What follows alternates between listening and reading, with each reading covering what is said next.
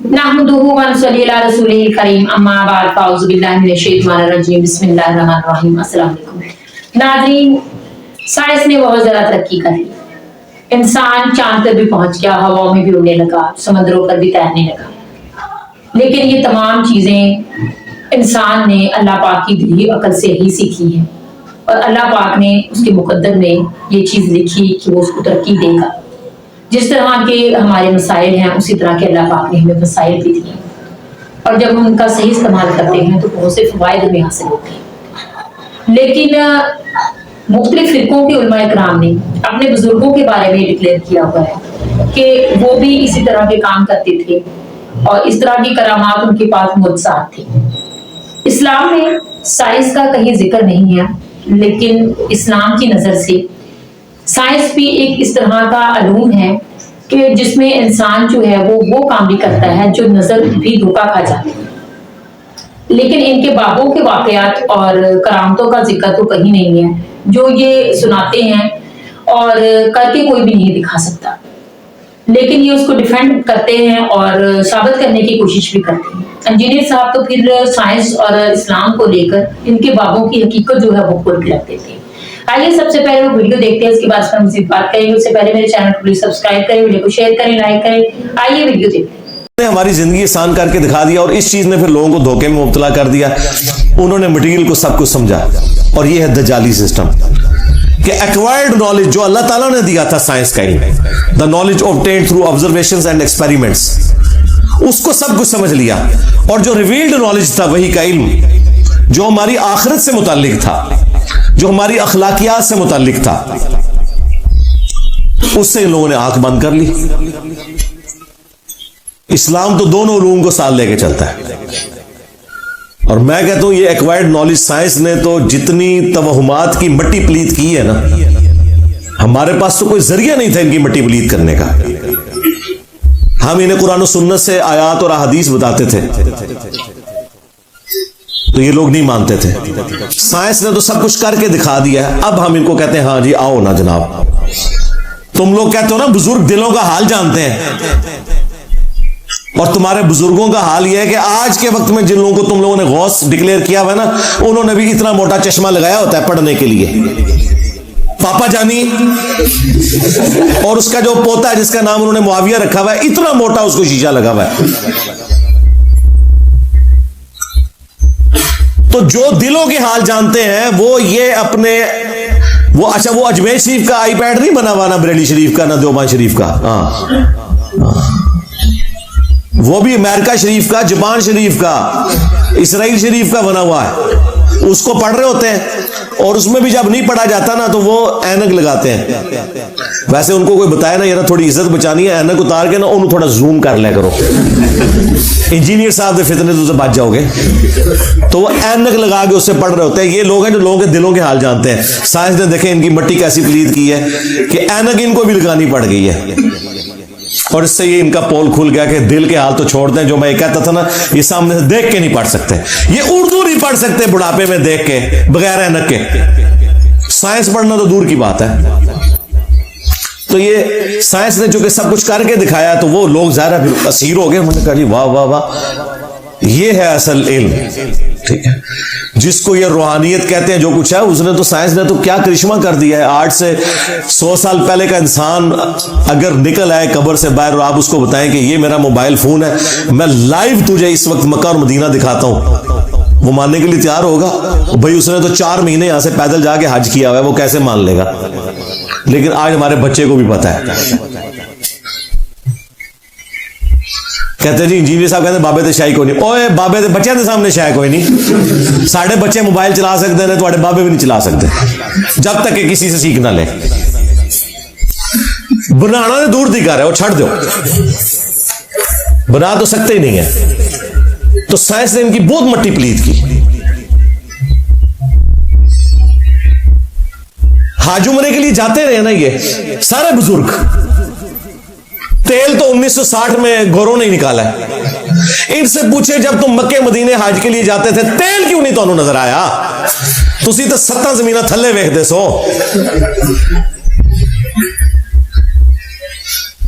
जी engine रोक लिया जी बाबा जी ने, इंजन बढ़ाया नहीं रोकया। लियो कड्डो केड़े बाबे जे इंजन रोक के दसन, चढ़ाइए इंजन थोड़े बाबे होते, इंजन रोक लिया। अंदाजा भी है इनको।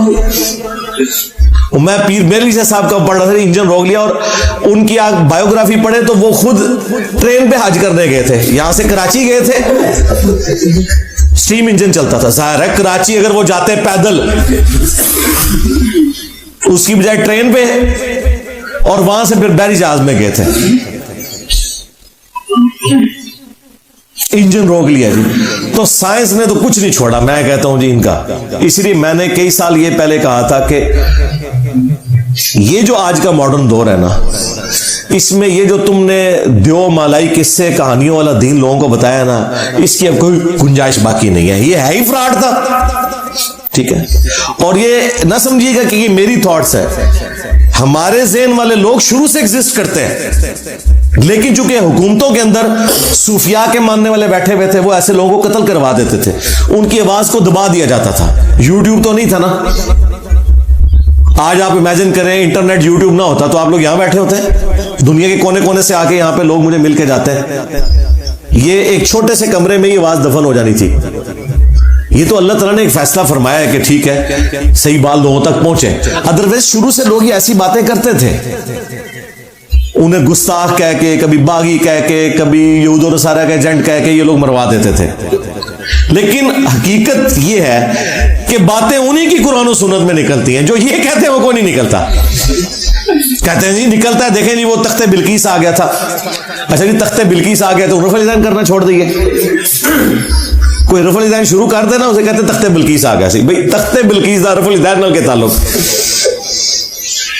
तो मैं तो इनको फिर ललकारा है कि ठीक है यार छाड़ दो। स्टैच्यू ऑफ लिबर्टी अमेरिका का लाओ मार्गला हिल्स के ऊपर रखो, केड़ा बाबा जे ले आओ बाबा के बार, मैं मान लांगा। हाँ तख्ते बिल्कीस वाला वाक्य वो हम मानते हैं। भाई ईसा इब्ने मरियम ने मुर्दों को अल्लाह के इज्जत से जिंदा किया, हम मानते हैं। तुम्हारे अब्दुल कादिर जिलानी के बारे में झूठ बोलोगे वो नहीं मानेंगे, वरना मैं कहता हूं जी मैं भी मुर्दे जिंदा करता हूं। चलो ये क्या कहेंगे आगे से, कहेंगे ना करके दिखा, तो तुझे नहीं करके दिखाना, झूठे हो।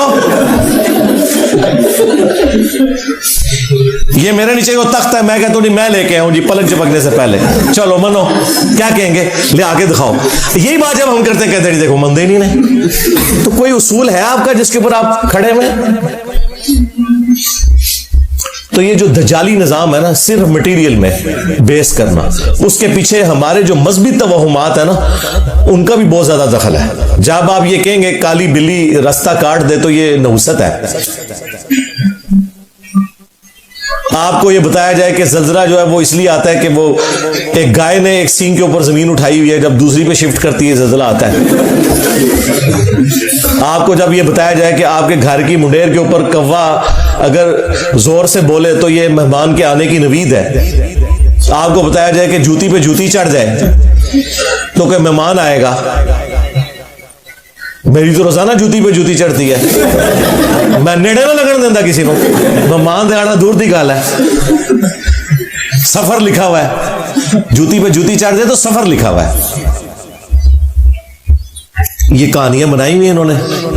जब ये चीजें आएंगी तो फिर जाहिर है कि दूसरी तरफ जो साइंस वाले लोग हैं वो कहेंगे हमारे बुजुर्गों ने तो करके दिखा दिया ना, देखो बाहर टेम्परेचर है 40, अंदर चेक कर लो 25 है। हमारे बुजुर्गों ने तो करके दिखा दिया एयर कंडीशन बना के।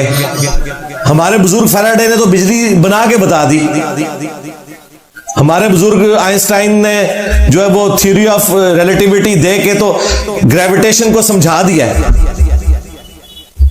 हमारे बुजुर्ग न्यूटन ने हमें ये फार्मूले दिए हैं, देखो हम तो स्पेस शटल लेके ऊपर पहुंच गए हैं। तो आड़े बुजुर्ग कितने ने कटो। तो ये जो इन्होंने ये सारा ढकोसला किया था, ये दजाली सिस्टम बनने की वजह भी ये लोग हैं। इन्होंने जो दीन पेश किया है ना, उसका एंड रिजल्ट यही निकलना था। आज साइंस की बरकत से जो कुछ हो रहा है ना, पुराने बुजुर्ग अगर निकल आए ना कब्रों से, तो ये सारी चीजें मौजज़ात और करामात हैं जो आपको साइंस ने करके बता दी हैं। आप जरा एक लम्हे के लिए सोचे तो सही कि क्या कुछ हो गया। इन 250-300 साल की जो तरक्की, उसमें भी जो लास्ट 50-60 साल की तरक्की है पूरी इंसानी तारीख में नहीं है। तो अल्लाह तबारक व तआला ने इंसान को तरक्की करवाई है, ये हमें नजर आ रही है। अब जब इसकी बरकत लोग देखते हैं तो वो फिर मटीरियल के ही होके रह जाते हैं, वो अंबिया वाली जो तालीमात है उससे फिर रूगर्दानी करते हैं। लेकिन पर्पस ऑफ लाइफ वो आपको साइंस नहीं बताएगी, साइंस सिर्फ खुदा का तारुफ करवाएगी। ये हार्मनी जो इस कायनात के अंदर है ना जितनी,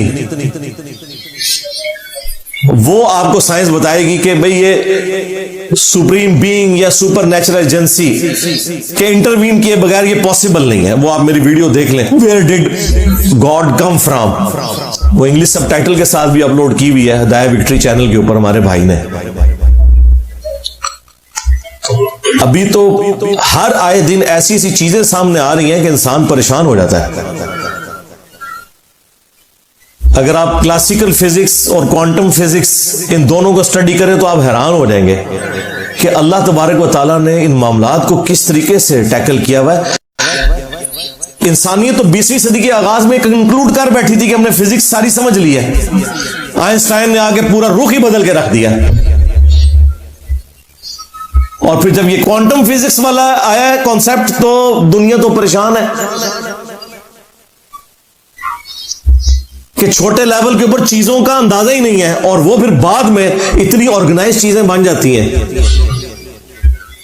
वो अब एक टॉपिक अलग है। तो मुझे अचानक, क्योंकि आजकल मैं काफी वीडियोस इसके ऊपर भी देख रहा हूं, तो मेरे ज़हन में आ गया। तो ये अल्लाह ही अल्लाह है जी, मखलूक के पल्ले कोई शय नहीं, सीधी सी बात है। मखलूक का काम यह है कि अपने रब के सामने आजिज़ी का इजहार करे। हाँ, ये काम है करने। जी नाज़रीन, आपने इंजीनियर साहब की बात सुनी।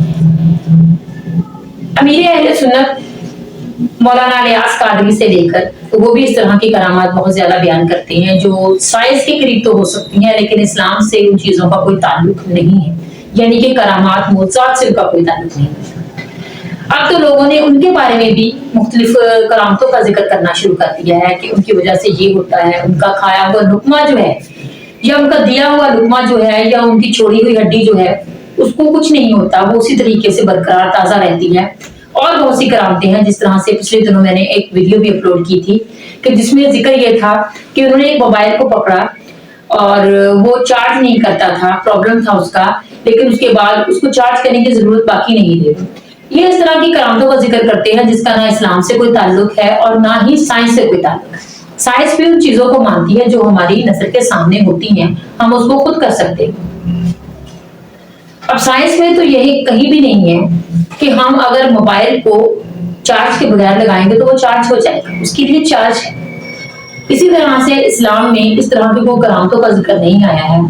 नबियों की उन चीजों का, उन करामतों का जिक्र आया है, उन मुअज्जज़ात का जिक्र आया है जो अल्लाह पाक ने उनको अता फरमाई थी, लेकिन वो नबियों का प्रोटोकॉल है। बाबों के बारे में जिस तरह की चीजें ये हमें साबित करने की कोशिश करते हैं, उनका इन दोनों चीजों से कोई ताल्लुक नहीं है और ना ही ये चीजें कहीं पर साबित है।